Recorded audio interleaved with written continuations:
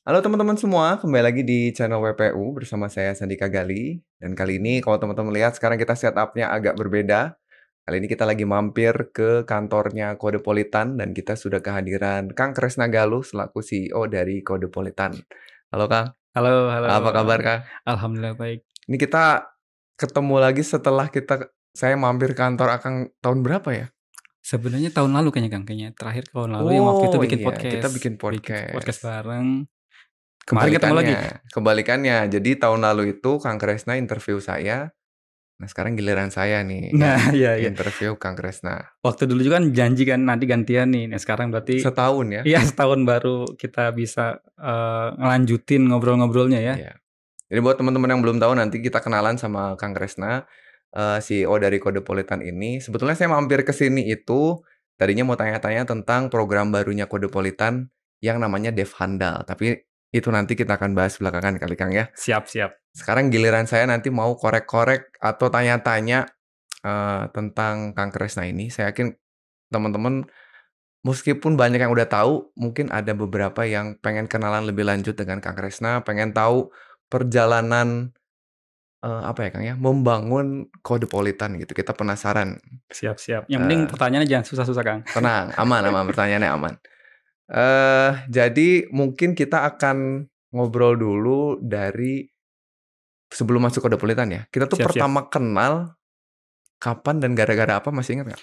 Kalau saya kenal Kang Dika mulainya dari Facebook ya pasti. Jadi, waktu itu saya lihat, Kang Dika sering share-share info video ya. Waktu itu Kang Dika bikin video, saya lupa tuh tahun berapa ya, mungkin tahun 2015 atau Ya, 2016 saya lupa. Jadi 2015. ada, sosok yang namanya Sandika Gali, sering posting video di Facebook waktu itu di beberapa grup. Wah, seru juga nih. Kemudian entah bagaimana saya juga lupa tuh momennya tiba-tiba Kang Dika ngajak datang ya ke kantor, Kang? Ya. Iya.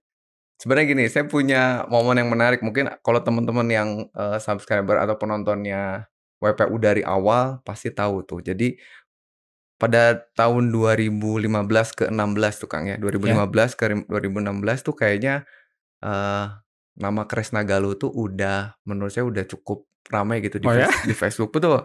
Nah, jadi saya tuh, eee, waktu mulai bikin-bikin video kan 2015, tapi Mhm, kan sebenarnya itu channel-nya masih baru banget ya, Kang. mhm mhm, Itu udah sering lewat tuh di Facebook saya, mhm, terus saya follow mhm. si Facebook-nya. Terus waktu saya mau bikin, salah satu playlist, saya lupa ya, apa di playlist HTML atau playlist JavaScript Mhm gitu, mhm. saya tuh caper, saya Oh masukin ya? Akang ke dalam slide, Oh ya? ada tuh. Jadi saya Oh. masukin, quotes dari beberapa programmer terkenal, Mhm. Steve Jobs, Mark Zuckerberg, sama Kresna Galuh tuh, Wow ada di keren. slide-nya. Kalau misalkan teman-teman yang ingat pasti ada. Itu di 2016. Nah, 2016 ya? setelah itu kita jadi suka berbalas Mhm mhm. komentar Iya gitu. iya iya iya. Nah, jadi sampai akhirnya saya entah tahu dari mana, kok kayaknya Kodepolitan kantornya Suka jadi. deket kampus gitu, Iya iya ya iya kan? iya iya. Ya udah kita mampir aja. Jadi mungkin teman-teman nonton tuh video kita, eee, apa, nyamperin. Nyamperin, waktu itu yang ada panahan juga segala. Iya betul.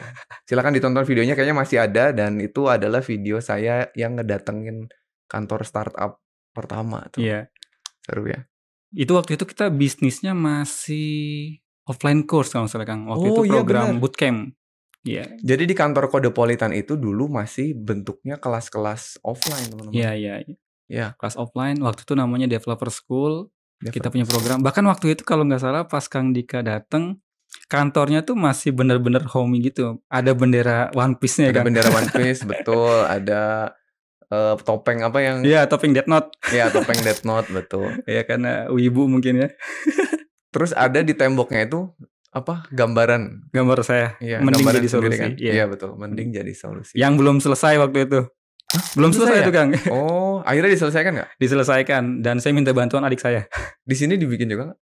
Di sini bikin tapi, temanya beda. Oh, temanya beda. Mhm. Berarti jago ngegambar juga nih Kang Kresna, teman-teman.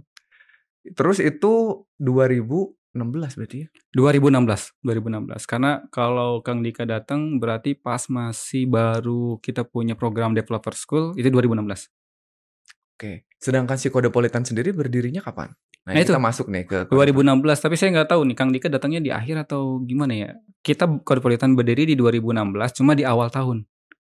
Di awal tahun Oke. di Februari 2016 itu mulai tuh kita sebagai company yang sebelumnya tuh ya jalan aja ya, punya punya ide bikin website. Waktu itu malah sebelum adanya bisnis developer school, kita ya media doang Kang, Oke. media Tapi doang. media sampai sekarang kan masih ya? Masih walaupun agak sedikit berubah bentuk, karena waktu yang sebelumnya kita lebih fokus sebagai media informasi, kalau sekarang lebih ke tech adoption gitu. Jadi, Oke. apa namanya, perusahaan punya apa ya kita bantu untuk menyebarkan informasinya gitu kan. Berarti, itu dari 2016 si bootcamp-nya berjalannya sampai kapan? Kayaknya sih bootcamp-nya itu 2016 akhir Kang, 2016 akhir atau 2017 saya agak lupa tuh, soalnya kita masih fokus di media di awal-awal, kemudian kita, mmm, ud kayaknya 2016 bener, 2016. Kita ngerasa media yang kita bikin itu nggak cukup kuat untuk menghidupi dapur kita. Jadi akhirnya kita bikin program offline course karena medianya cukup waktu itu ya cukup bagus traffic-nya. Kita sebagai media informasi, waktu itu Kodepolitan kalau teman-teman lihat Kodepolitan yang sekarang itu beda banget. Dulu kita sering share-share informasi, sering-sering share berita gitu kan, tutorial juga. Nah itu Mhm. traffic-nya cukup besar, cuma kita hanya mengandalkan bisnis media waktu itu, kayaknya kurang nih. Jadi kita bikin satu lini bisnis baru, yaitu Developer School yang mana ini adalah offline course atau bootcamp ya kalau sekarang mungkin istilahnya. Dulu kayaknya belum rame ya istilah Belum bootcamp belum ya? rame kayaknya, belum rame. Kita waktu itu juga saya pakai istilah training, Heeh. training dengan karantina. Karena tidurnya di situ juga kan? Tidurnya di Oh, situ. iya itu. Jadi kebetulan kita punya kantor yang mana lantai satunya kita fungsikan sebagai, kelas, ruang kelas dan kantor. Lantai 2-nya itu guest house. Jadi cocok tuh, mereka benar-benar kita karantina selama 1 minggu, nggak kemana-mana, udah fokus di situ. Bahkan makan juga kita siapin, Kang. Iya, jadi Jadi bangun, benar-benar ngoding, bangun ngoding, makan, sampai tidur. tidur lagi. Bahkan karena waktu itu saya, masih sering nongkrong di kantor malam-malam ya, waktu itu belum nikah juga kan. Jadi sampai malam kadang-kadang, apa namanya, di kantor ikutan, ngobrol-ngobrol ya sama teman-teman peserta kelasnya ya sampai malam, mereka sampai Iya iya begadang, iya padahal iya. besoknya mau ikutan programnya lagi gitu kan, sampai malam, ya Itu gitu. durasinya berapa? Satu kali program durasinya berapa lama? 1 minggu, Kang. 1 minggu Jadi, ya? rata-rata 1 minggu, ada beberapa program tapi kurang lebih mirip 1 minggu dari hari Senin sampai hari Jumat, bener-bener dari pagi sampai sore gitu, di karantina mereka. Luar biasa. Seru banget itu pasti. Dan waktu saya datang itu kebetulan kalau nggak salah ada Mas Mas Nuris, Nuris ya, kebetulan itu, instrukturnya bener-bener kebetulan. instrukturnya. Pas lagi ada ngajarnya ya beliau Ngajar ya, ya? ngajar Jadi, waktu "Halo itu Mas Nuris." materi PHP kalau nggak salah, Iya, web programming. materinya PHP betul. Mhm. Nah, salah satu instruktur ini ya, pertamanya ya. Pertama, benar. Jadi buat teman-teman yang belum tahu, mungkin taunya sekarang Kodepolitan itu online course ya, Iya. dulu bentuknya, bootcamp. Mhm. Bahkan di saat bootcamp tuh namanya belum seramai Iya sekarang iya, gitu. belum banyak istilah Makanya kalau bootcamp ya. penasaran nonton aja ya Iya iya videonya, iya. kantor awal-awalnya seperti apa gitu. Iya iya. Seru tuh. Ini mumpung lagi ngomongin Kodepolitan, saya pengen juga nanya nih. Sebenarnya kan Kodepolitan itu bisa kita bilang startup kan ya, Iya. startup yang tidak mendapatkan atau tidak mengambil jalur investasi dari luar kan ya, atau istilahnya bootstrapping ya? Bootstrapping, cuma mungkin di awal kita ada juga Oh sih, ada, iya ada iya. investor cuma, di mungkin tahap seed funding aja kali ya. Selanjutnya ya kita benar-benar bootstrapping Selama sampai sekarang. berapa tahun itu? Hanya 1 kali saja Oh, untuk, dana kita bikin PT dan segala macamnya itu sampai benar-benar terinisiasi bisnis, setelah itu udah kita jalan sendiri selanjutnya? selanjutnya sendiri Luar sampai biasa. sekarang. Apa tuh kira-kira suka dukanya Kang untuk membangun, startup yang seperti itu tuh? Wow, sukanya ada, dukanya banyak juga. Dukanya banyak? Dari mana dulu nih? Sukanya atau dukanya dulu? Silakan, mau sukanya boleh lah. Sukanya ya, sukanya, untuk menjadi sebuah startup yang bootstrapping, kita benar-benar punya kendali penuh terhadap bisnis kita. Jadi kita mau ngapain, mau bikin apa, bahkan mau melakukan apa di bisnis ini, nggak ada yang ngatur kita. Jadi kita benar-benar bisa kalau misalnya santai bisa santai, tapi kalau riweh ya bisa riweh juga. Tapi Mhm. maksudnya kita benar-benar pegang kendali penuh terhadap bisnis kita mau ngapain dan arahnya kemana benar-benar kita yang pegang kendali, itu sukanya. Dukanya, kadang-kadang kita suka kelewat santai, Nggak ada yang jadi ngasih nggak ada yang iya, ngasih nggak ada yang arahan ngasih gitu kan, arahan, nggak ada yang betul ngasih betul. arahan, jadi ya suka gitu. beberapa kali kita menemukan momen di mana keuangan cuma cukup 3 bulan lagi misalnya kan, kayak gitu ya sering lah kayak gitu, Kang. Tapi memang memutuskan untuk, nggak akan pakai jalur investor, pasti kan saya yakin investor banyak yang nawarin nih. Ada beberapa. Sebenarnya nggak memutuskan hanya bootstrapping sih, kita lebih tepatnya ya tidak terlalu concern untuk mencari investasi. Walaupun ya kalau misalnya nanti memang ada yang cocok atau dirasa ini, oke nih dengan profile kita, dengan konsen-konsen yang kita punya gitu kan, ya mungkin bisa aja. Lebih tepatnya bukannya anti investasi ya, lebih Mhm. tepatnya kita saat ini belum ada urgensi yang sangat mendesak untuk, investasi. Walaupun ya terbuka, pada dasarnya terbuka, Iya, nggak mungkin nggak, kayak gitu. itu tuh buat teman-teman yang tertarik. Kan sekarang tuh banyak juga ya Mhm, anak-anak muda yang pengen, bikin startup sama teman-temannya, punya, by the way dulu, Kodepolitan ini ada berapa ininya, founder-nya? founder-nya 5. Ada 5 ya? Iya, Oh tuh, jadi kalau teman-teman biasanya punya teman-teman satu, apa ya, satu teman satu geng ya. kampus, satu geng gitu Iya, pengen iya. bikin startup bisa, ikutin ceritanya Kang Kresna seru banget ini. Iya, karena memang kita juga satu geng nih, Kang. Di Mmm, Codpolitan founder-nya, jadi lebih tepatnya kan temen i kuliah? teman SMA, teman Temen SMA? pesantren. Jadi saya kan pesantren pas SMA ya, saya pesantren di Tasikmalaya. Di situ sama Kang Tony ketemu, kemudian Mmm, Kang Palupi, itu 3 orang di founder Codpolitan itu orang pesantren, anak anak pesantren. pondok? Anak pondok, anak pondok. Saya, Kang Tony, sama Kang Palupi, itu anak pesantren. Duanya sisanya itu ketemu di kampus. Jadi, Mmm, inisiasi awalnya saya sama Kang Tony sebenarnya. Saya oke. sama Kang Tony, kebetulan satu pesantren dan saya tahu kapabilitas Kang Tony kan. Kang Tony adalah rival saya pas SMA. Jadi kalau misalnya, di sekolah kan ada ranking ya, Kang. Nah, Kang Tony itu selalu ranking 1, selalu selalu ranking 1 dan saya nggak pernah bisa mengejar ranking 1-nya, saya selalu dapat posisi nomor 2. Eee, Pernah juga kejadian waktu itu kita ikutan olimpiade komputer di sekota Tasikmalaya ya. Saya dapat posisi peringkat 4 atau harapan 1 ya, sekota Tasikmalaya waktu itu ikut mewakili pesantren. Kang Tony juara 1 juara sekota 1 luar biasa. Tasikmalaya. Jadi Kang Tony waktu itu diutus, untuk, mewakili Tasikmalaya untuk ke Provinsi Jawa Barat. Mhm, Itu olimpiade saya lupa tahun tahun berapa ya, pokoknya waktu SMA ya. Nah dari situ juga yang bikin saya akhirnya memutuskan kayaknya daripada jadi lawan, mending dari aja bener juga sih, maksudnya dari situ saya mulai suka coding, Kang. oh, iya iya iya. Jadi di situ kan saya belajar, apa namanya, belajar coding tuh ketika dan di situ memang momen pertama kali saya mengenal coding ya.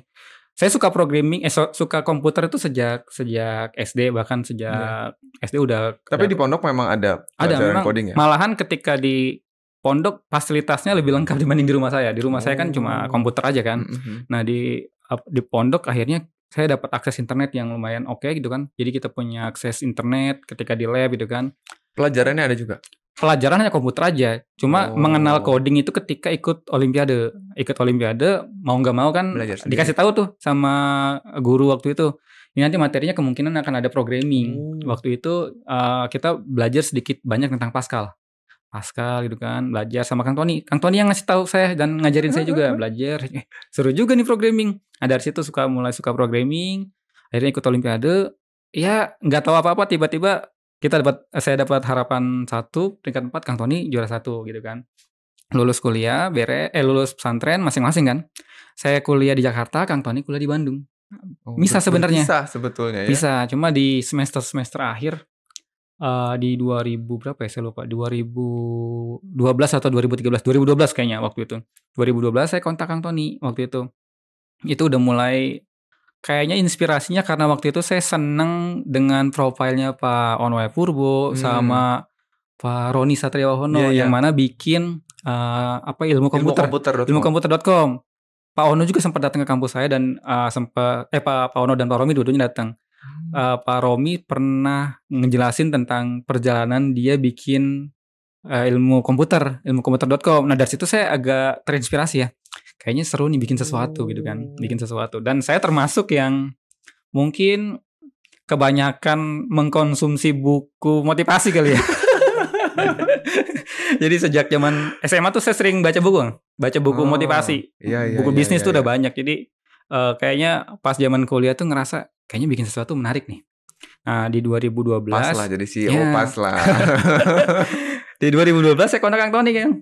Kontak, "Bro, kita Itu udah bikin nggak ketemu tuh, sesuatu." udah nggak Udah ketemu? lama, Oh, iya kan iya. beda jalur lah ya, Mhm. masing-masing sekolahnya sama, tapi saya tahu kapabilitas Kang Tony. Pernah juga waktu, apa namanya, di, kuliahan saya project bareng waktu itu, sebelum Iya bikin ini, iya. project bareng bikin website sama Kang Tony, saya ajak lagi, ternyata ketika lulus masing-masing mengambil jurusan IT. Ini kebetulan lagi kebetulan lagi ngambil jurusan IT, kemudian akhirnya bikin project bareng sebelumnya dan di 2012 saya kontak dia untuk bikin sesuatu. Mmm. Nah akhirnya, "Ayo kita bikin sesuatu apa nih?" Kita kan sama-sama, programmer lah ya, maksudnya suka coding lah ya. Ya udah kita bikin apa ya, waktu itu inspirasinya adalah komik, Komik? komik Naruto. Jadi saya suka komik baca suka komik Naruto Heeh.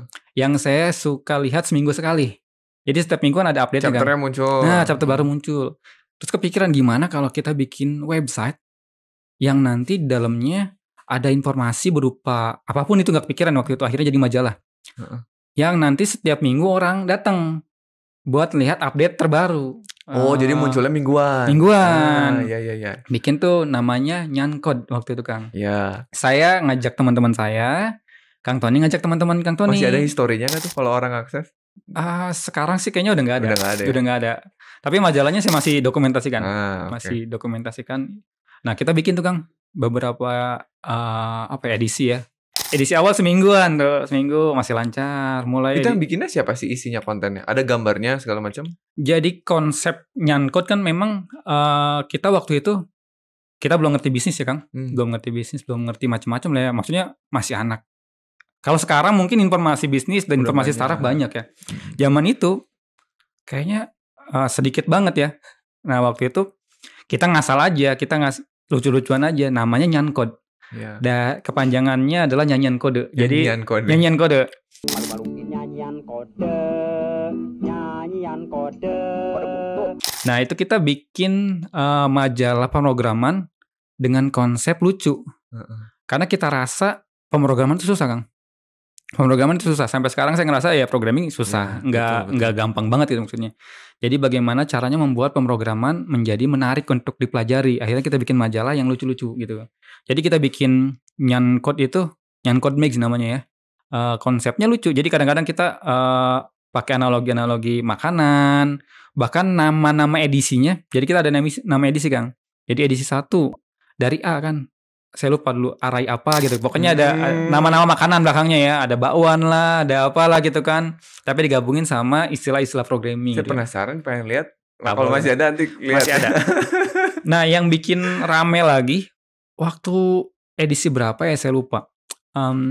Edisi keempat atau kelima saya lupa. Itu sampai di-mention sama Pak Onwe Purbo.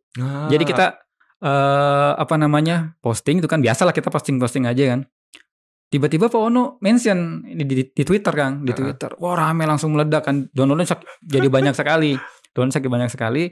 Dari situ juga yang ngerasa kayaknya apa yang kita bangun ini mulai terlihat gitu kan polanya atau terasa manfaatnya. Manfaatnya terasa gitu kan sampai di-mention sama orang yang inspirasi saya gitu kan. Wah, keren nih. Lanjut. Mulai episode edisi sebelumnya mulai agak males tuh. Yang awalnya Itu 1 minggu. masih berdua ini? Enggak, udah banyak tuh. Saya kan ngajak teman saya, Tony ngajak teman saya, temannya Tony. Jadi ada banyakan orang. Saya lupa berapa orang, 7 atau 6 waktu itu ya, masih banyak. Kemudian episode sebelumnya, edisi setelahnya jadi mulai berkurang tuh. Yang awalnya 1 minggu jadi 2 minggu sekali, sebulan sekali. Nah, kemudian stuck ketika saya lulus kuliah.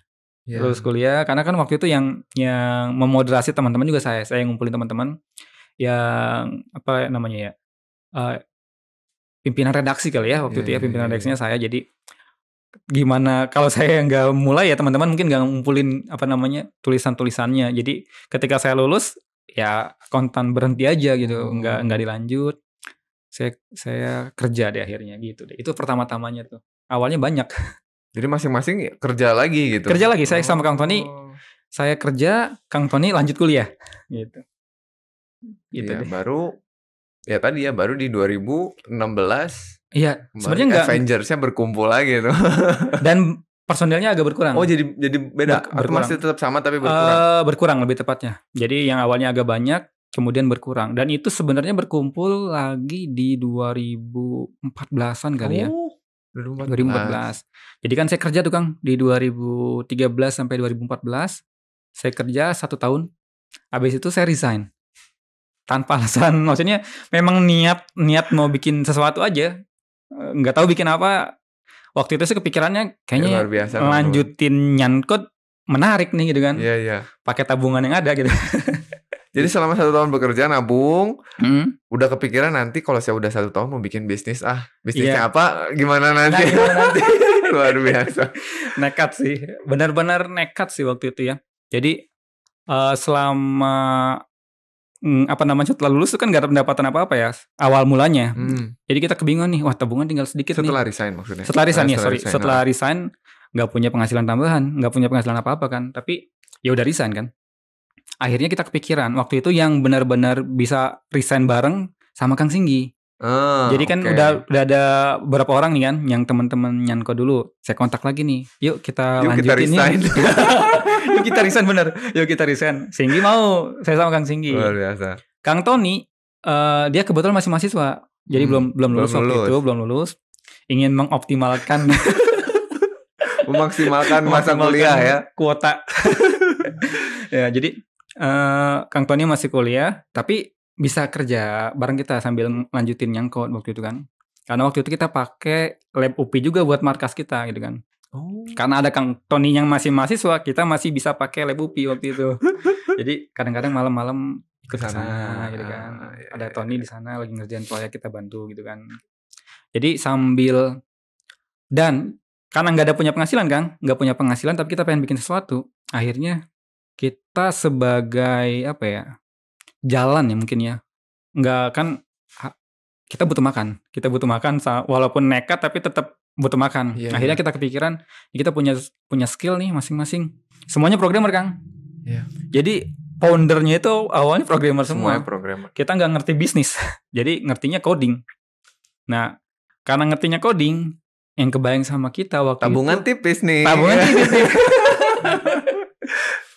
Harus cari lagi. Harus cari pemasukan ya. Mau kerja, kalau kerja otomatis nggak bisa ngelanjutin tujuan kan. Nggak fokus lagi, ngapain resign kan. Jadi akhirnya yang kita pilih adalah kita bikin CV kan. Bikin CV buat bisnis. Jadi kita bikin software host, semacam software host buat ngisi bahan bakar kita aja. Buat ngisi bahan bakar kita sambil develop sesuatu yang nggak tahu waktu itu apa gitu kan. Iya. Waktu itu kepikiran mau ngelanjutin nyangkut aja, sebatas itu. Kita lanjutin nyangkut nih, kayaknya menarik nih kan.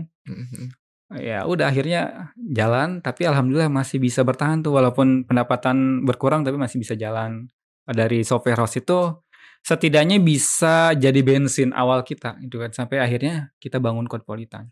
Nah itu pindahnya dari mana? Tadi saya belum nangkep, dari nyangkut berubah jadi Codepolitannya kan niatnya pengen ngebangkitin si nyangkut. Jadi kalian tuh kita harus proyekan dulu nih supaya si nyangkutnya bisa jalan kan. Iya betul. Nah terus dari nyangkut ke Codepolitannya? Nah itu uniknya lagi kan, ada cerita menarik nih. Jadi yang kita pengen kan nyangkut nih. Kita nggak tahu formatnya apa nih.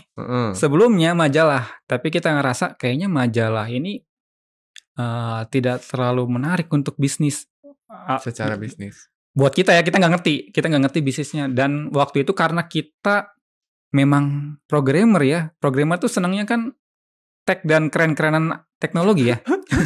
Iya. Jadi bukannya mikirin bisnis. Gimana kalau kita bikin sosial media buat programmer gitu kan. Keren gitu kan. Iya benar. Ini keren nih bikin sosial media buat programmer. Bisnisnya gimana? Nggak tahu, kita bikin aja. Jadi kita istilah sekarang pivot ya. Jadi si nyangkut ini kita ubah nih. Yang awalnya majalah pemrograman, kita ganti menjadi sosial media buat programmer. Rencananya gitu. Kita bikin nih. Mulai develop gitu kan. Masih nyangkut tapi itu. Masih nyangkut. Belum kepikiran buat macam-macam. Jadi nyangkut jalan. Udah develop, udah lama tuh Kang. Beberapa bulan kita develop. Suatu hari, saya kepikiran gini. Ini di kosan waktu itu ya. Saya di kosan. Kayaknya suatu saat ketika nyangkut besar. Udah dari cita-citanya gitu kan. Kalau nyangkut besar, kita butuh media nih buat iklannya. Butuh media buat mempromosikan nyangkut ini. Kalau misalnya kita bangun medianya dari sekarang, kayaknya bagus nih. Mumpung di zaman itu belum ada website yang jadi pusat informasi tentang pemrograman. Zaman itu ya. Iya. Tutorial banyak, tapi ya blog-blog Misah-misah, pribadi misah-misah. gitu, Heeh. misah-misah. Kemudian website berita tentang coding nggak ada juga. Heeh. Kita bikin tuh. Awal mula saya namanya Codemio. Codemio. Apa tuh? Nggak ada. Saya ngarang aja. Ide aja. Iya. Itu kan saya nggak bilang ke teman-teman, bikin aja di kosan sendirian. Jadi teman-teman pada datang ke lab kan. Saya di kosan coding aja kan, bikin pakai WordPress waktu itu. Oh, oke. Jadi kan Codemio. Terus tiba-tiba saya ajak teman-teman, bro, kumpul yuk di lab. Gua mau ngasih tahu sesuatu. Oh, launching. Jadi Codemio kan datang ke apa namanya, ke lab. Ke labnya. Langsung saya jelasin, nih, gue bikin sesuatu, namanya codemio.com, domainnya udah jadi, semuanya udah jadi, website udah jadi kan. Gak ada yang tahu. Ini nanti kita pakai buat promosi Nyankod kita. Jadi kita bikin sebagai kanal media kita gitu kan. Corong media kita gitu kan. Nah, jadi nanti tugas kita adalah dari teman-teman bikin aja artikel setiap hari, 1 artikel di sini. Ya gantian, pokoknya kita bikin artikel aja banyak di sini. Oke nih. Harapannya si Nyankotnya naik kan nanti kan. Nanti buat medianya dari sini nih, informasi-informasinya. Setuju bisnisnya, idenya setuju, tapi namanya nggak setuju anak-anak. Jadi namanya kok aneh ya? Kita ganti yuk. Akhirnya anak-anak kita semua nyari nama yang baru. Akhirnya ketemulah nih Codepolitan. Codepolitan ketemu. Ya udah, besoknya langsung saya ganti namanya jadi Codepolitan, domainnya langsung beli. Jadi 1 hari Codemio, lanjut langsung besoknya Codepolitan. Tapi itu namanya oke sih memang. Ya, itu juga yang akhirnya kita fokusin karena ngerasa ini lebih enak namanya dibanding Nyankod. Iya. Karena ketika kita promosi tentang Nyankod apa sih? Pakai nyang atau nyan atau apa? Nulisnya gimana? Ya bingung kan. Kalau Codepolitan kan langsung gitu kan. Benar. Jalanin Codepolitan, ternyata dalam beberapa bulan, beberapa minggu, semua yang Nyankod punya kalah. Mulai dari trafficnya, kemudian waktu itu kan kita masih fokus di Facebook ya, Facebook fanpage ya Kang ya. Waktu itu fanpage masih oke lah ya. Itu langsung kesalip jauh yang Nyankod punya kan. Nyankod ada fanpage ada sendiri, waktu itu kan Codepolitan ada sendiri. Ada dalam waktu nggak lama itu langsung kesusul, banyak gitu kan. Akhirnya kita kepikiran, ini kok yang kita mau jadiin side project buat project utama malah mengalahkan project utama kita. Project utama kita kan Nyankod nih, tapi yang ini kayak potensial gini ya. Kayak bagus gitu kan. Trafficnya juga kenceng kan waktu itu, bagus dalam waktu berapa minggu, karena memang nggak ada yang seperti Codepolitan waktu itu kan. Jadi yang orang datang seperti cita-cita saya yang kayak komik tadi, itu datangnya di Codepolitan. Jadi saya pengen ada website, saya punya website di mana orang berkunjung seminggu sekali. Bahkan di Codepolitan nggak perlu seminggu sekali, setiap hari datang orang gitu kan.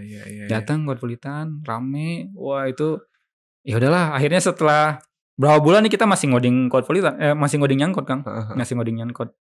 Tapi setelah dipikir-pikir, kita ini ngerjain sesuatu yang belum tahu nih ujungnya nih apa. Sedangkan yang ini udah jelas nih, walaupun profitnya belum ada ya. Belum ada yang masuk ya waktu itu ya. Jadi baru traffic aja, tapi sudah ada istilahnya traction yang positif kan. Jadi udah kita fokus di sini aja akhirnya. Akhirnya kita fokus di Codepolitan. Itu kurang lebih 1 tahun Kang kita mikir ke situ. Jadi karena masih ego di Nyankod ini. Akhirnya setelah kita berpikir rasional tuh nggak masuk yang ini, ngelanjutin yang Nyankod nggak masuk. Mulai dari namanya kan udah bikin susah kan. Kalau kenalan kan saya dari Nyankod, orang udah bingung sendiri. Nyankod apa? Ulangi. Tulisannya seperti apa gitu kan. Gitu. Kemudian visinya juga karena kita nggak ngerti bisnis kan. Tapi overlap juga kan lama-lama jadinya kayak udah aja sama aja gitu sama Codepolitan kan. Iya. Pada akhirnya kan cita-cita kita kan punya website atau punya karya gitu kan. Yang mana orang datang seminggu sekali atau setiap hari ke website kita, ke karya kita, ya udah akhirnya kita pakai Codepolitan. Nah 2016 dapat investor, lanjut jadi PT gitu. Terus si Nyankotnya gimana? Ditinggalin aja apa secara official udah kita akan sempet di Codepolitan kita masih pengen bawa-bawa Nyankod Kang. Jadi di Codepolitan pernah ada satu kanal namanya majalah Nyankod Mix. Jadi kita pasang sebagai satu produk di Codpolitan. Iya. Waktu itu kita sampai 20 edisi kalau nggak salah ya. Oh, masih dilanjut. Waduh. Iya, beberapa edisi. Nah, kemudian akhirnya di edisi yang ke-18 atau 19 saya lupa, berbayar tuh. Mulai bayar. Ya, tapi pakai nama dijualnya di Codpolitan, tapi yang kita jual yang Codemix buat berbayar gitu. Waktu Iya, itu. iya. Ya lumayan lah, itu pendapatan pertama kita dari Codpolitan Oh. gitu. Akhirnya setelah itu ada iklan segala macem gitu kan. Ya, maksud saya tuh apakah udah kita putuskan nggak akan melanjutkan yang code lagi terus kita istilahnya terminate gitu. Iya. Kayak Pada akhirnya emang dimatikan, disuntik dimatikan mati ya. pada akhirnya karena ngerasa ini kita ngejalanin banyak hal gitu kan. Iya, betul. Ya sambil jalan akhirnya kita belajar banyak ya Kang. Karena kan kita awal mulanya semuanya programmer ya. Heeh. Walaupun secara susunan startup pada umumnya tuh nggak masuk. Biasanya kan dari ketika kita bikin startup tuh ada orang bisnis, ada orang desain, sama ada orang yang bisa coding gitu kan. Heeh. Kita semuanya coding. Awalnya programmer semua. Awalnya ini. programmer semua. Nggak ada yang ngerti bisnis.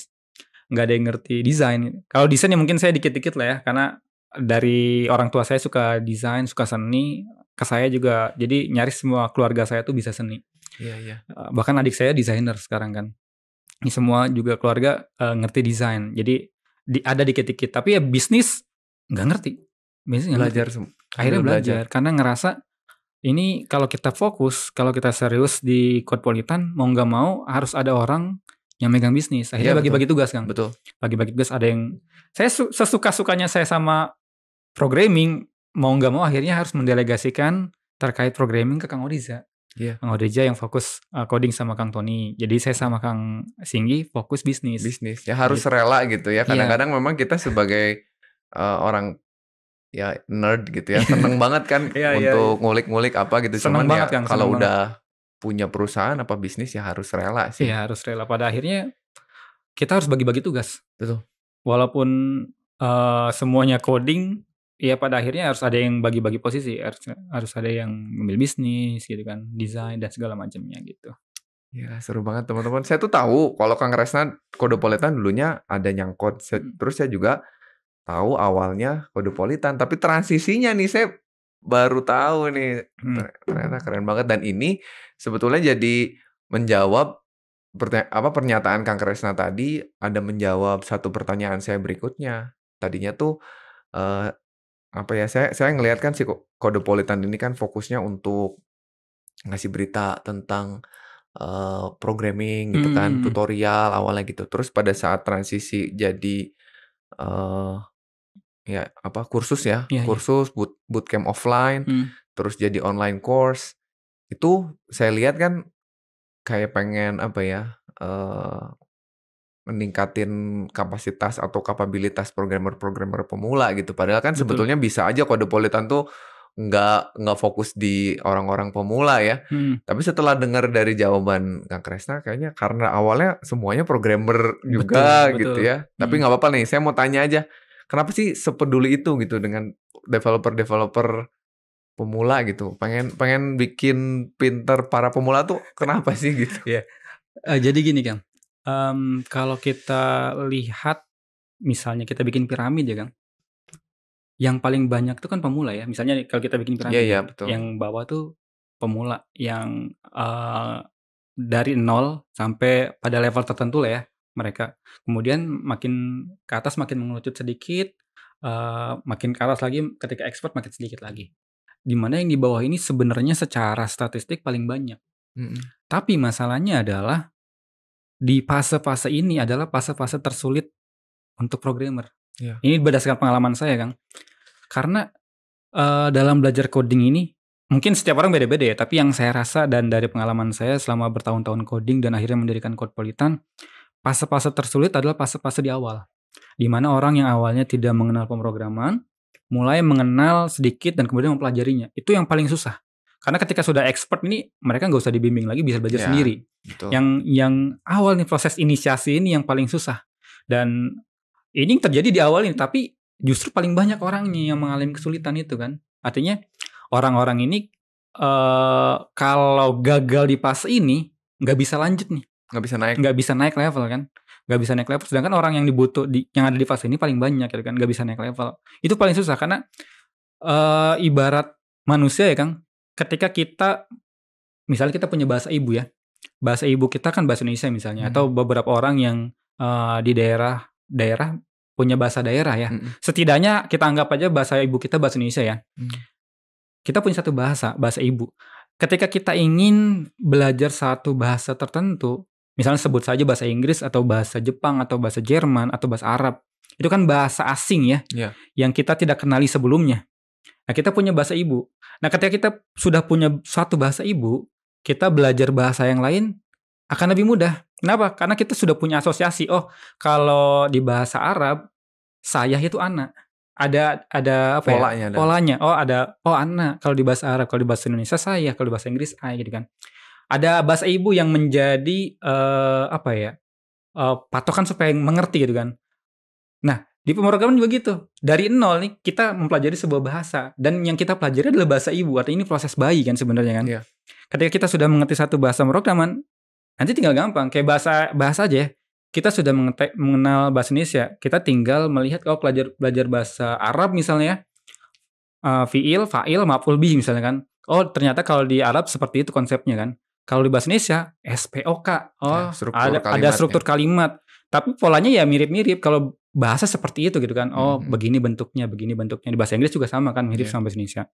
Tapi sudah terbentuk dan itu bisa kita pelajari hanya jika kalau kita sudah punya bahasa ibu.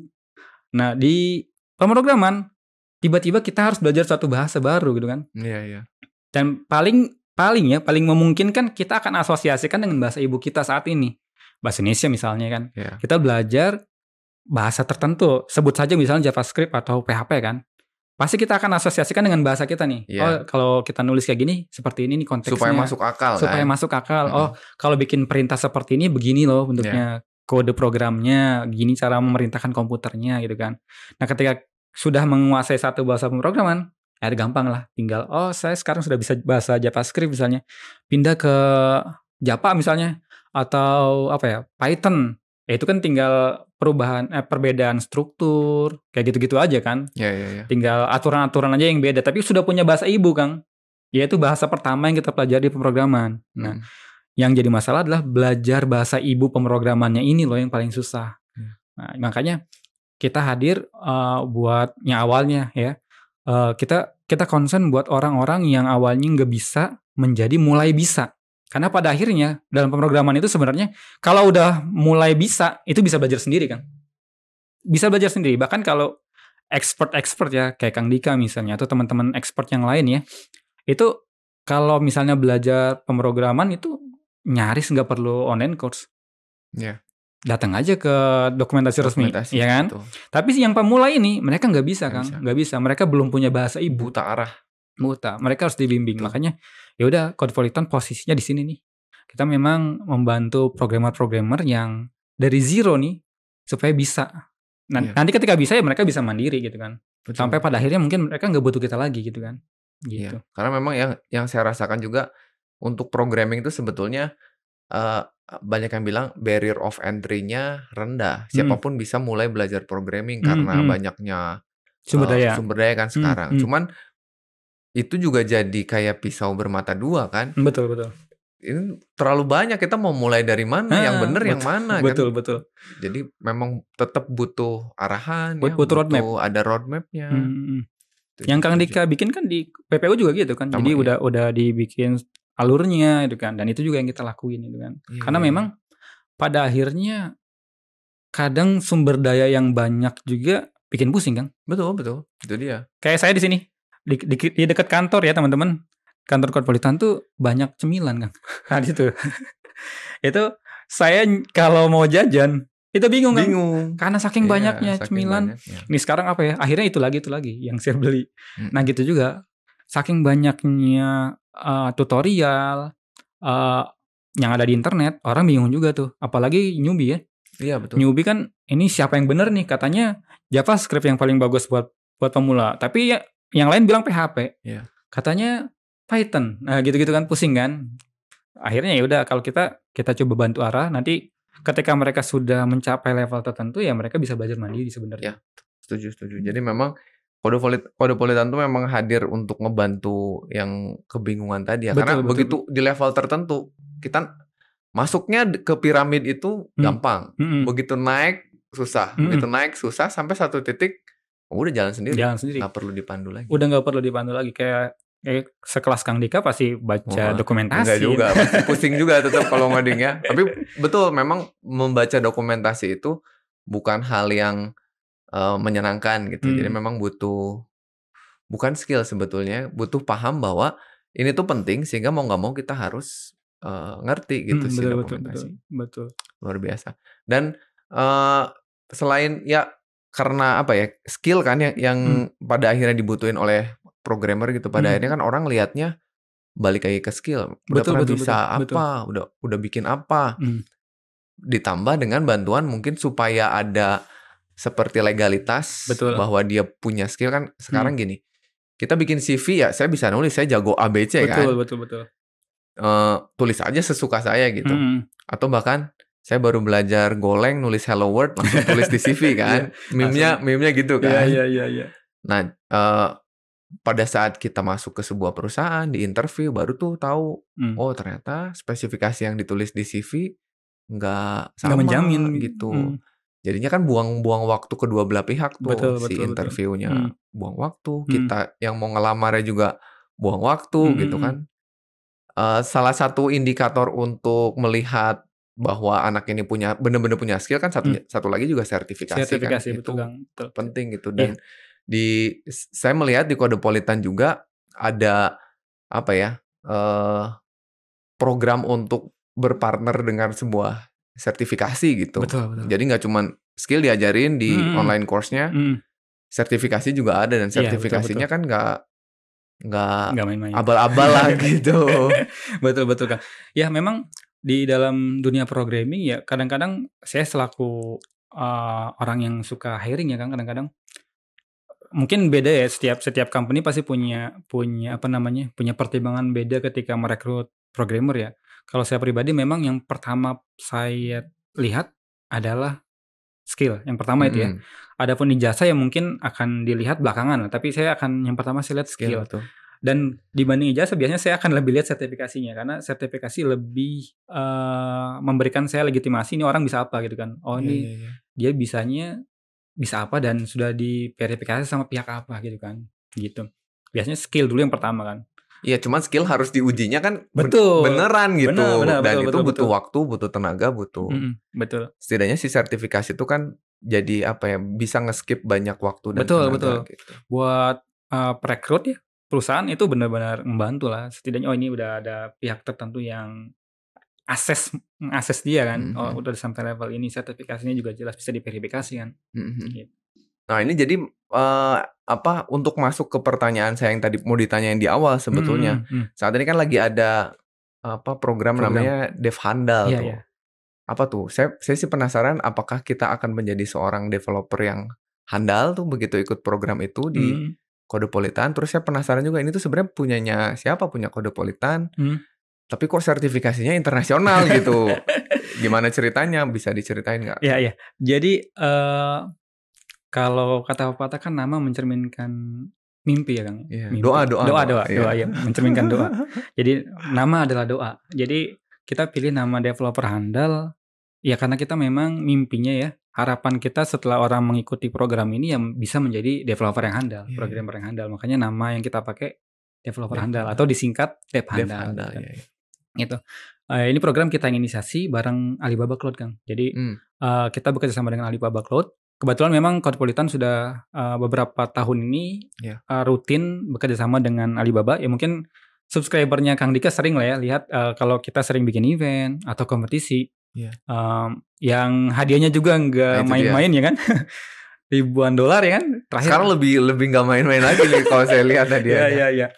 Nah kita sekarang akhirnya bikin program nih yang terbaru, program beasiswa namanya Developer Handal teman-teman.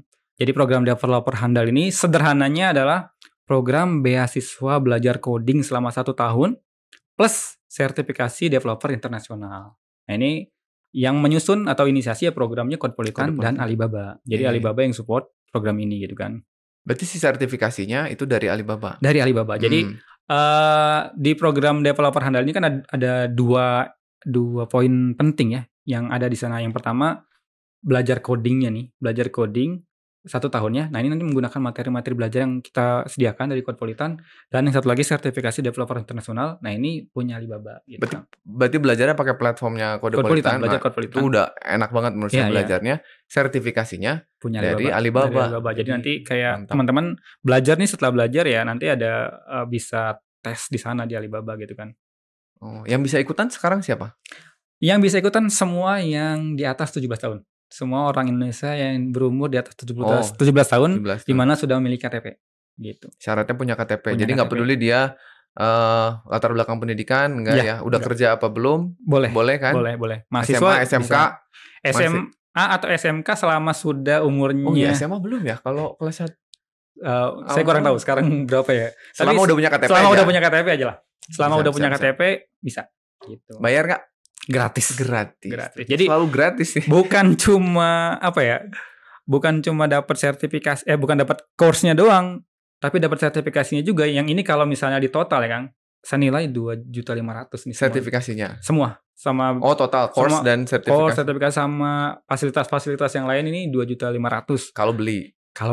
Tapi kalau misalnya ikutin program ini ya gratis.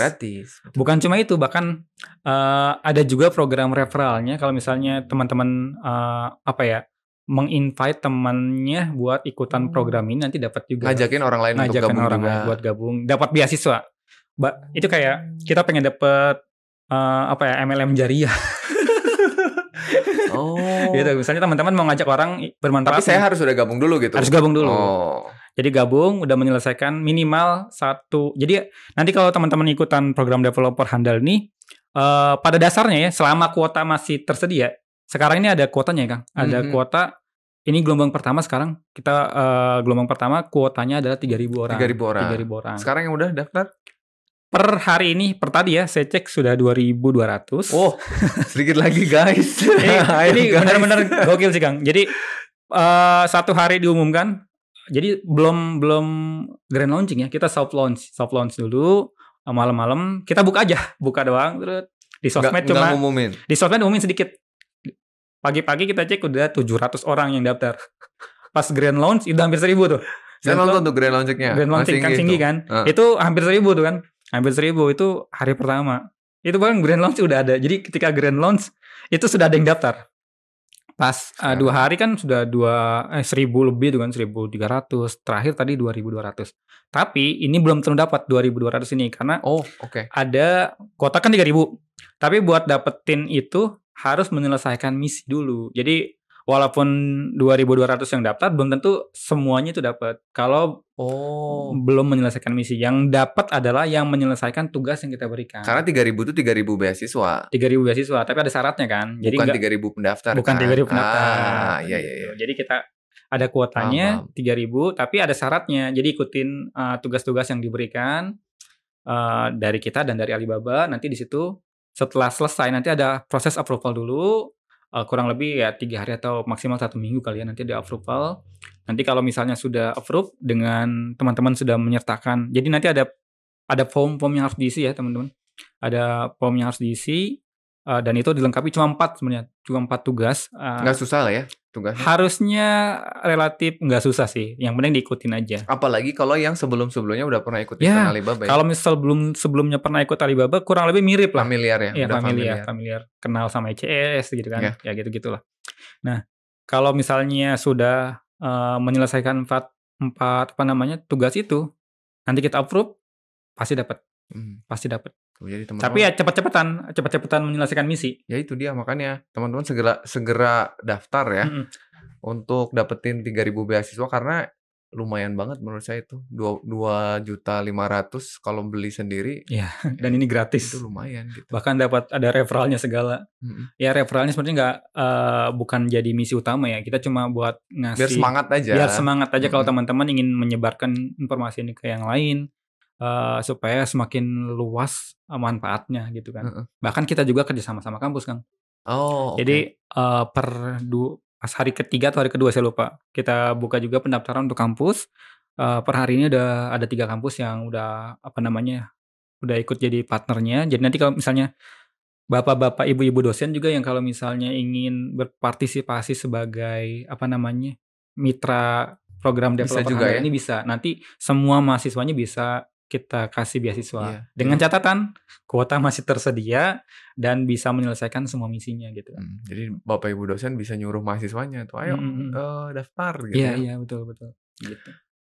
Dan itu tadi saya masih belum mendengar cerita MacBook Air tuh. MacBook Air dapetnya gimana tuh? Saya lihat ada kita bisa dapat Iya, MacBook iya. Air dan teman-temannya. Iya. Apa itu, Kang? Kita kan gini ya Kang. Tadi dari mulainya saya Nggak selalu 3.000-nya dapet kan? enggak. Jadi selalu mulainya gini, belajar coding itu susah Kang. Belajar coding susah. Jadi kita selalu mencari cara bagaimana, ini sudut pandang kita ya, yang kita selalu bawa kemana-mana. Ini mulai dari nyankot awal ya. Belajar coding itu susah. Dan harus diakui itu. Kalau misalnya ada orang bilang belajar coding itu gampang, pasti agak semi-semi bohong dikit. Ya, saya juga pengen ketemu sama orang ya kalau ada.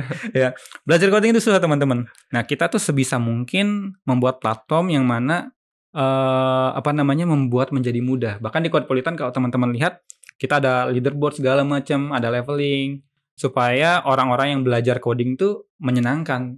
Sambil push rank lah ya Kang. Iya, benar. Kalau teman-teman buka Codepolitan, kita ada sistem push rank, ada sistem poin, ada rank, ada level supaya ini belajar menyenangkan. Nah, supaya belajar menyenangkan kadang-kadang butuh apa ya? Dikasih reward gitu ya.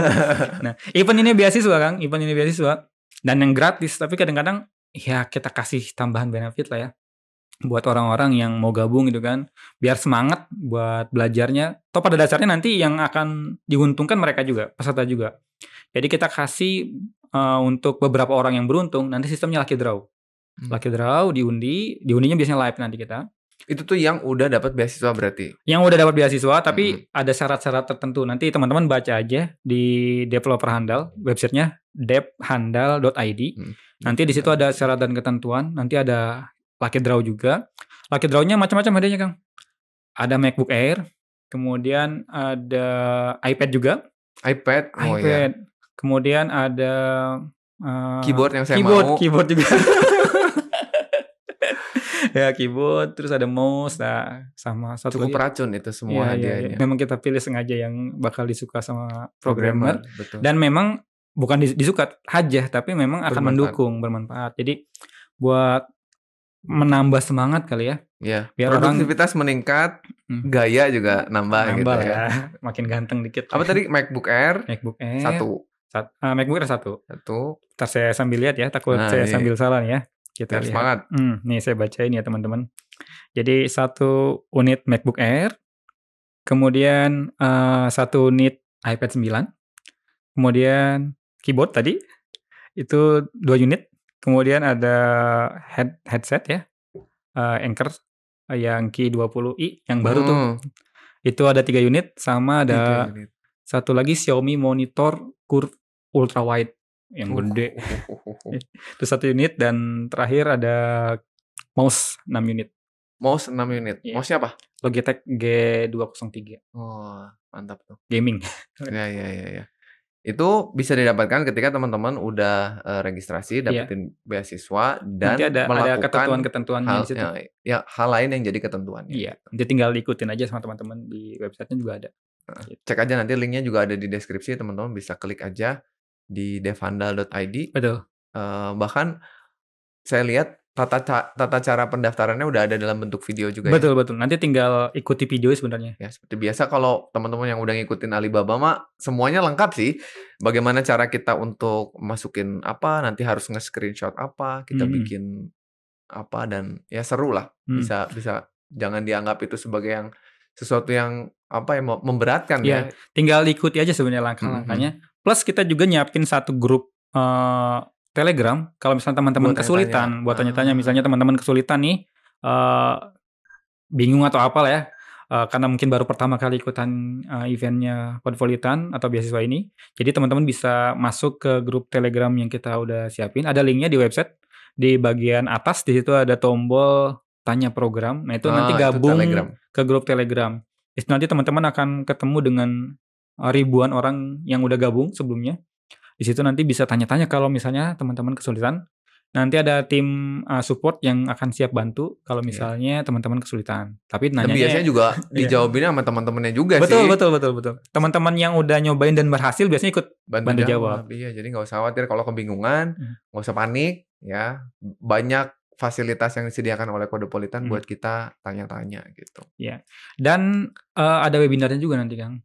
Jadi nggak cuma course, sertifikat, jadi nanti user juga akan mendapatkan yang peserta yang sudah di-approve akan mendapatkan webinar yang secara berkala gitu. Live, jadi bisa tanyanya secara langsung kan kalau Kalau iya live bisa, tapi ini mah terkait insight. Nanti kita akan ngehadirin narasumber-narasumber buat tambahan suplemen belajar ya. Ya enggak, maksudnya si siswanya bisa ikutannya secara live. Jadi kalau mau nanya, berinteraksi. Betul. Kalau yang course-nya kan video base ya. Ya, itu on demand kan. Jadi betul. kita aksesnya kapanpun Betul. bisa.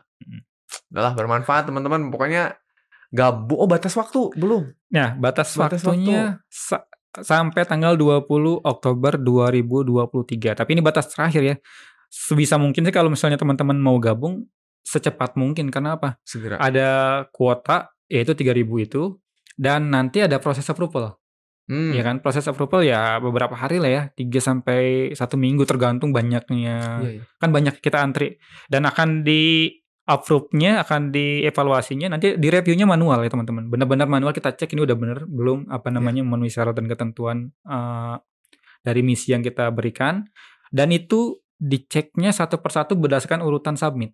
Iya. Jadi semakin cepat submit, semakin punya peluang lebih besar buat dapat beasiswanya. Betul. Jadi jangan mepet, meskipun pendaftarannya 30 Oktober ya jangan 30 nantilah masih lama. Enggak, waktu itu nggak kerasa ya. 20 Oktober, Kang. 20 Oktober ya, 20 Oktober. Jadi sesegera mungkin. Kalau udah lewat ya sayang banget. Iya, dan segera selesaikan. Jadi kalau teman-teman lihat nih saya buka ya, Kang. Per sekarang tadi kan terakhir saya ngomong 2.200 ya. 2.200 sekarang udah. Ini 2.348 per saat ini ya. Ini adalah total peserta yang baru daftar. Artinya bukannya mereka pasti dapat ya. Beasiswa belum tentu. Artinya teman-teman kalau misalnya sudah 3.000 pun total pesertanya masih bisa nih selama masih ada kuota. Nanti yang teman-teman lihat adalah di kuota tersisa. Itu kuota tersisa, sisa berapa lagi nih? Sekarang kuota tersisa masih 3.000 karena belum kita approve. Jadi kita nunggu dulu beberapa. Jadi belum ada yang dapat beasiswa. Belum ada. Nanti setelah kita approve baru dia dapat beasiswa. Siap. Pokoknya itu teman-teman segera daftar. Ini kesempatannya luar biasa ya. Jadi saran saya sih selama syaratnya memenuhi 17 tahun. Terus juga bersemangat untuk belajar programming dan sertifikasi karena tujuannya sebenarnya itu. Hadiah tadi hanya penyemangat aja gitu, karena kadang-kadang orang butuh penyemangat, Kang. Betul. Tapi dari benefitnya aja sendiri itu teman-teman udah saya yakin dapat sesuatu yang berharga lah. Seru banget, Kang. Mudah-mudahan saya yakin sih yang daftar pasti banyak lah. Amin ya. Kalau banyak bisa jadi ini kan baru gelombang 1 nih. Nanti kita akan nambah ada gelombang 2, gelombang 3, gelombang 4. Tapi jangan nunggu gelombang 2. Iya. Segera daftar. Mudah-mudahan aja.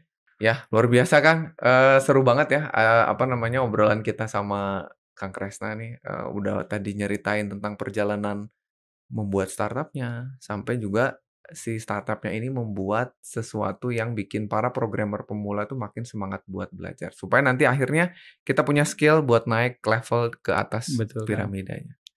Luar biasa. Terakhir nih, saya punya satu pertanyaan lagi untuk menutup mungkin. Kira-kira Kodepolitan atau Kang Kresna mewakili Kodepolitan punya nggak mimpi-mimpi buat Kodepolitan yang pengen gitu apa ke depannya atau punya sesuatu yang belum terwujud gitu sekarang, ada nggak? Ya sebenarnya kalau mimpi banyak ya, Kang. Banyak sekali mimpi-mimpi yang masih belum terwujud di Kodepolitan. Mulai dari kita kan sekarang baru hanya fokus di pemrograman aja, walaupun kita memang dari pemrograman ya, dari awal mula coding, kita programmer semuanya, tapi kita punya mimpi sebenarnya bukan cuma ngebantu programmer aja ke depannya. Kita pengen nanti mungkin bisa membantu orang-orang yang lain untuk bidang keahlian yang lain. Saya punya harapan ke depannya kita punya produk yang bisa ngebantu untuk belajar, skill yang lain. Sekarang sih yang lagi kami rancang nih, untuk kursus hacker misalnya. Oh, oke. Nanti ke depannya mungkin teman-teman bisa belajar tentang hacker di Codepolitan. Jadi ke depannya sih kami nggak akan stuck di Coding. pemrograman aja ya. Ke depannya mungkin kita akan memperluas lagi. Kayak sekarang banget lagi kita rancang ini adalah skill untuk jadi hacker nih ke depannya. Itu bakal ada. Dan kita juga pengen kembali melanjutkan offline course gitu kan. Jadi ada bootcamp-nya. Kita kan punya bootcamp sebelumnya, Kang. Dan ini terakhir itu kita tutup karena pandemi. Iya. Pandemi 2000 berapa, Kang? 2019, 2020 kita tutup tuh. Sampai sekarang belum kita buka lagi. Pengen sih buka lagi tapi kayak momennya belum belum pas. Dan kita mungkin karena kita timnya kecil kali ya. Yang tadi bootstrap tadi ya, Kang. Iya. Kita tim kecil dan sebisa mungkin kita membuat sumber daya ini efisien, nggak membebani tim lah ya. Iya. Jadi kita selalu mencoba menyiapkan waktu yang tepat. Plus satu hal yang pengen banget saya kerjain lagi, kalau Kang Dika inget di 2017 saya sama Refactory bikin namanya event Developer Summit, Kang. Oh, iya, saya Iya. datang tuh. Nah, kita pengen banget entah kapan lagi ya. Waktu itu di ITB ya, kita bikin Bisa Buga. Itu event yang salah satu event terbesar yang pernah Codepolitan bikin ya sejauh ini.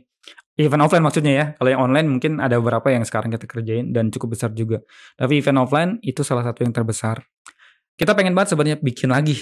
Iya. Mudah-mudahan di kedepannya kita akan punya kesempatan buat bikin lagi ya. Amin. Iya. Saya juga pengen banget. Itu adalah salah satu tempat ngumpul offline pertama kali saya ketemu dengan istilahnya idola-idola saya yang saya ketemu di internet. Betul, gitu. iya. Wah, ketemu si ini itu luar biasa.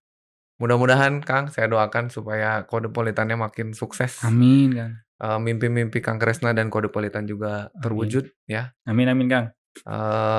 Developer Indonesia juga jadi semakin naik level gitu karena terbantu oleh Codepolitan. Ya, sukses terus buat Codepolitan dan Kang Kresna. Terima Amin, kasih. thank you. Doa yang sama juga buat Kang Dika. Terima kasih banyak. Makasih udah mau ngobrol-ngobrol di sini, padahal saya yang mampir ke kantor ya, tapi Kang Kresna yang. Kalau buat Kang Dika, insya Allah siap buat ngobrol kapan aja. Ya, terima kasih. Jadi mungkin itu aja teman-teman. Makasih juga udah nonton sampai akhir video ini. Mudah-mudahan videonya bermanfaat. Silakan kasih tahu aja kalau misalkan teman-teman ada pengen siapa lagi yang kita undang untuk ngobrol-ngobrol di WPU ini. Tadi seru banget udah ngobrol sama Kang Kresna. Jadi itu aja untuk video kali ini.